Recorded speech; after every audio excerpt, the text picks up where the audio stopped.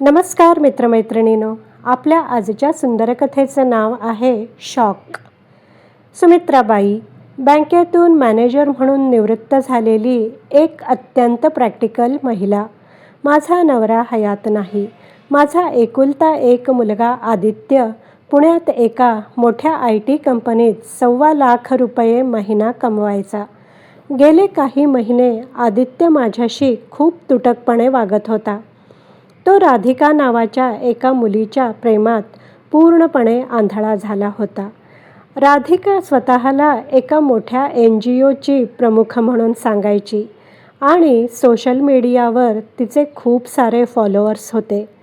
मला पहिल्या दिवसापासूनच ती मुलगी आणि तिचं वागणं खूप संशयास्पद वाटायचं, कारण तिची नजर आदित्यवर नसून आमच्या अलिबागच्या त्या 1.5 कोटींच्या जुन्या बंगल्यावर होती, जो माझ्या नवऱ्याने मोठ्या कष्टाने बांधला होता.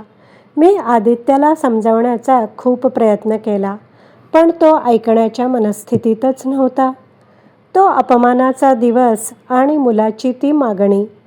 एक दिवस दुपारी मला आदित्यचा फोन आला. त्याचा आवाज अत्यंत कोरडा होता. तो म्हणाला, "आई, मी आणि राधिकाने आज सकाळी कोर्टात गुपचूप लग्न केलंय. आम्हाला तुझ्या आशीर्वादाची गरज नाहीये. मी माझा मित्र पाठवतोय. तू त्याच्याकडे आपल्या अलिबागच्या बंगल्याच्या चाव्या आत्ताच्या आत्ता पाठवून दे. आम्ही हनीमूनला तिथेच जातोय आणि इथून पुढे आम्ही त्याच बंगल्यात राहणार आहोत. आम्हाला कोणीही डिस्टर्ब केलेलं चालणार नाही." स्वतःच्या जन्मदात्या आईला लग्नाचं साधं आमंत्रणही नाही आणि वरून थेट प्रॉपर्टीची मागणी. हे ऐकून एका क्षणासाठी माझं काळीज पिळवटून निघालं. पण मी रडत बसणाऱ्यातली आई नव्हते. मी बँकेत आयुष्य काढलं होतं आणि माणसं ओळखायला मी पक्की होते.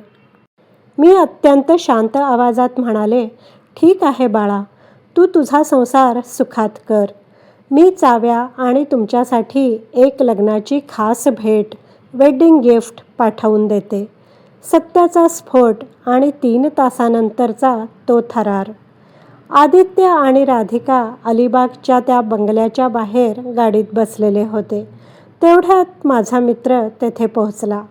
त्याने राधिकाच्या हातात एक मोठं कव्हर पार्सल ठेवलं आणि तो निघून गेला. राधिकाला वाटलं की यात बंगल्याच्या चाव्या आणि प्रॉपर्टीचे ओरिजिनल पेपर्स असतील. तिने हसत हसत ते कव्हर फाडलं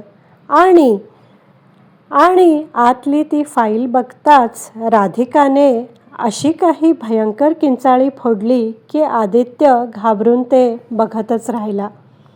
राधिका घामेजून थरथर कापत ओरडली, "आदित्य, तुझ्या आईला ही फाईल कुठून मिळाली? आपल्याला आत्ताच्या आत्ता इथून पळावं लागेल." आदित्यने गोंधळून तिच्या हातची फाईल ओढून घेतली. त्या फाईलमध्ये बंगल्याच्या चाव्या नव्हत्या, तर त्यात 3 धक्कादायक गोष्टी होत्या. 1. राधिकाचं खरं नाव संजना असल्याचं पोलिसांचं रेकॉर्ड आणि तिच्या आधीच्या 2 जिवंत नवऱ्यांचे फोटो आणि लग्नाचं सर्टिफिकेट. नंबर 2. श्रीमंत मुलांना प्रेमाच्या जाळ्यात ओढून गुपचूप लग्न करून त्यांच्या प्रॉपर्टीवर कब्जा करणाऱ्या आणि नंतर खोटे हुंड्याचे गुन्हे दाखल करणाऱ्या तिच्या हनी ट्रॅप गँगची पूर्ण कुंडली. मी एका खाजगी गुप्तहेराकडून ही सर्व माहिती 2 आठवड्यांपूर्वीच काढून ठेवली होती. नंबर 3. अलिबागचा तो बंगला मी कालच कायदेशीररित्या एका अनाथाश्रमाच्या ट्रस्टला दान केल्याची गिफ्ट डीडची पावती. हे सर्व बघून आदित्यच्या पायाखालची जमीनच सरकली. तो राधिकाकडे बघत ओरडला, "म्हणजे तू माझ्याशी फक्त या बंगल्यासाठी लग्न केलंस?" आणि तेवढ्यात खरा धमाका झाला. राधिका पळून जाण्यासाठी गाडीचं दार उघडणार, तेवढ्यात बंगल्याच्या गेटबाहेर 3-4 पोलिसांच्या गाड्या आणि न्यूज चॅनलच्या म्हणजेच प्रेसच्या व्हॅन येऊन थांबल्या. कॅमेरे चालू झाले. मी फक्त माझ्या मुलाला वाचवलं नव्हतं, तर मी त्या फाईलची एक कॉपी काल रात्रीच एका क्राईम रिपोर्टरला आणि पोलिसांना फॉरवर्ड केली होती. सोशल मीडियावर समाजसेविका म्हणून मिरवणारी ही राधिका पोलिसांना गेल्या 3 वर्षांपासून वॉन्टेड होती. पोलिसांनी मीडियाच्या कॅमेऱ्यांसमोर राधिकाला बेड्या ठोकल्या आणि फरफटत गाडीत बसवलं. आदित्य तिथेच रस्त्यावर गुडघ्यांवर बसून ढसाढसा रडायला लागला. खोट्या प्रेमासाठी आणि माझ्यासाठी त्याने स्वतःच्याच आईला दूर लोटलं होतं.